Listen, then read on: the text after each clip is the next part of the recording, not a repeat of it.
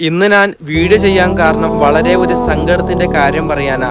എന്തെന്ന് പറഞ്ഞാൽ കർണാടകയിലെ മദ്രസ പഠിപ്പിക്കുന്ന ഒരു ഉസ്താദ് സ്റ്റുഡൻസിനെ അടിച്ചെന്ന പേരിൽ സ്റ്റുഡൻസ് വീട്ടിൽ പോയി പറഞ്ഞ് വീട്ടുകാരെ വിളിച്ചു കൊണ്ടുവന്ന് ഉസ്താദിനെ തിരിച്ചടിക്കുകയാണ്. നിങ്ങൾക്ക് വീഡിയോസിൽ കാണാൻ പറ്റും ഉസ്താദ് ഭക്ഷണം കഴിക്കുന്ന സമയത്ത് ഉസ്താദിന്റെ തലയിലേക്ക് അടിക്കുന്നത്.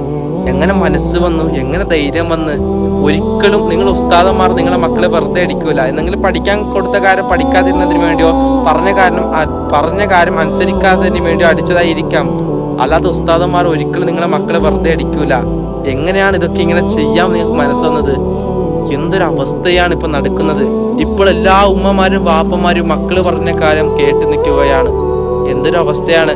നിങ്ങൾ പിന്നൊരു കാര്യം, ഉസ്താദന്മാർ അങ്ങോട്ട് അടിക്കുമ്പോ ആ ഉസ്താദന്മാർക്ക് ഇങ്ങോട്ട് സംസാരിക്കാനോ അടിക്കാൻ അറിയാനിട്ടൊന്നുമല്ല, അവർ വേണ്ടെന്ന് പറഞ്ഞുകൊണ്ട് ക്ഷമിച്ചു നിൽക്കുന്നതാണ്. അത് മനസ്സിലാക്കണം.